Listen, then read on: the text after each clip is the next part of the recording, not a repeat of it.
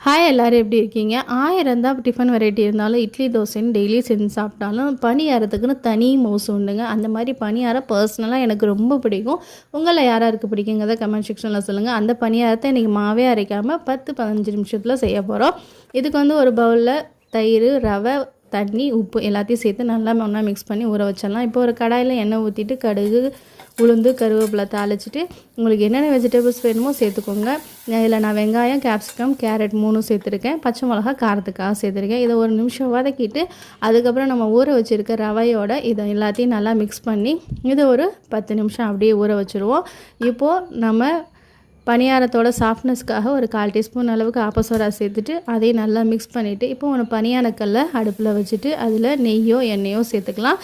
நெய் போட்டு சேர்த்திங்கன்னா டேஸ்ட் அருமையாக இருக்கும், அல்டிமேட்டாக இருக்கும். குழந்தைங்க கண்டிப்பாக விரும்பி சாப்பிடுவாங்க. ஸ்நாக்ஸு கொடுத்து விட்றதுக்கு இது பெஸ்ட்டான ஒரு ரெசிபி. ஈவினிங் ஸ்நாக்ஸாகவும் நம்ம கொடுக்கலாம். 2 பக்கமும் திருப்பி போட்டு எடுத்திங்கன்னா செவன்னு அருமையான பணியாரம் ரெடி ஆயிடுச்சு.